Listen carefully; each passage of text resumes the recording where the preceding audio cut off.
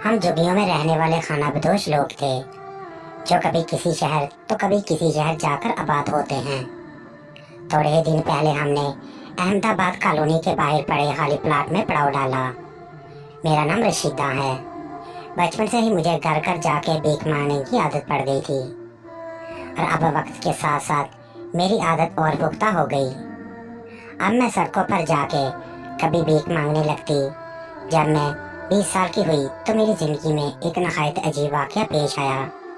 मैं जवान थी और खूबसूरत थी। लोग मेरे हुस्न से मुतासर होकर मुझे काफ़ी सारे पैसे दे जाया करते थे। गर्मी हो या सर्दी, मैं सारा दिन भीख मांगती थी, क्योंकि मुझे भीख मांगने का चस्का पड़ गया था। वैसे भी मुफ्त के पैसे आते किसको अच्छे नहीं लगते। एक दिन सख्त गर्मी में मैं भीख मांगते हुए मुझे चक्कर आ गया और मैं बेहोश होकर बीच सड़क में गिर पड़ी। कुछ लोगों ने मुझे वहां से उठाया और सड़क के किनारे एक सायेदार दरख्त के नीचे लिटा दिया। मैं वहां चुपचाप लेटी रही। मुझे कुछ होश नहीं था। सड़क पर काफी भीड़ लग गई थी। थोड़ी देर बाद मुझे जरा होश आया तो मैंने देखा मेरे चारों तरफ लोग जमा थे। मैंने उठने की कोशिश की, मगर कमजोरी की वजह से उठ ना पाई। मेरा रंग रूप बहुत सफेद था और मैं मांगने वाली तो कहीं से भी नहीं लगती थी। फिर इस थिएटर से एक आदमी निकला और मुझे देखकर मेरे साथ चिपक गया। रोड पर तमाशा करने लगा। अरे तुम्हें क्या हो गया? अभी तो बिल्कुल ठीक थी।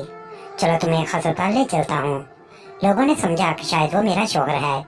उसने लोगों के साथ मिलकर जल्दी मुझे अपनी गाड़ी में बिठा लिया। मैं उसे होश से दूर कर रही थी, मगर मैं चाहकर भी कुछ नहीं कर पा रही थी। मेरे देहन में खतरे की घंटी बज रही थी और मुझे कुछ गलत होने का एहसास हो रहा था, लेकिन कमजोरी की वजह से मैं कुछ बोल नहीं पा रही थी। लोगों ने उस आदमी से कहा अपनी बीवी को जल्दी से अस्पताल ले जाएं। उसने इस चालाकी से सारा खेल खेला कि किसी को शक न हुआ। उसने मुझे अपनी कार में लिटा लिया और गाड़ी चलाता हुआ जल्दी भीड़ से कहीं दूर निकल गया। वो कुछ भी हो रहा था। मैं समझ गई कि इस मर्द की नीयत ठीक नहीं लग रही। गाड़ी काफी देर तक चलती रही। मैं उस मर्द से मुकाबला करने की हिम्मत जमा करती रही।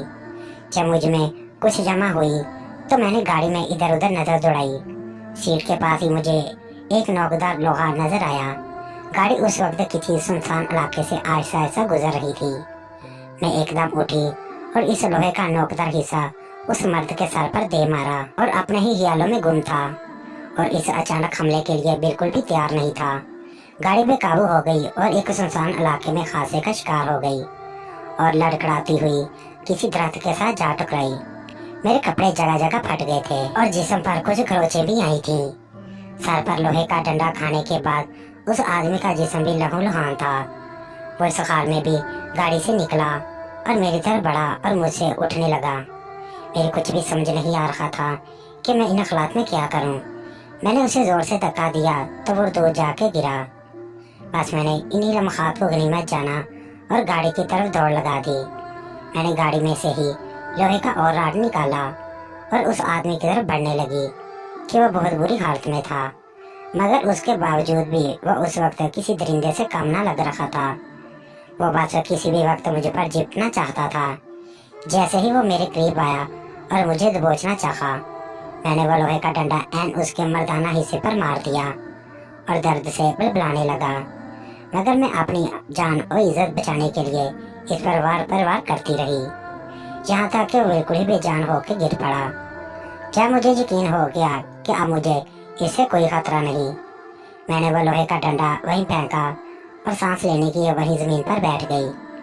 जब थोड़ी तबीयत संभली तो मैं गाड़ी की तरफ बढ़ी, शायद अपना जिस्म ढांपने के लिए कोई कपड़ा मिल जाए, क्योंकि गाड़ी के अंदर बेतहाशा पैसे, कीमती ज्वेलरी, बहुत सारे खूबसूरत लिबास पड़े थे। मैंने जल्दी से कपड़े पहने और जितना कुछ हो सकता था वहां से उठा लिया और वहां से भाग गई। वो मुझे लूटने निकला था, मगर खुद लुट चुका था। अगरचे मैंने ये सब कुछ जानबूझकर नहीं किया था, मगर फिर भी मुझे अफसोस था कि मेरे हाथों एक बंदा मर गया था। लेकिन क्या करती, अपनी जान और इज्जत बचाने के लिए मुझे कुछ करना पड़ा था। मैंने ठीक किया या गलत, आप बताइएगा जरूर।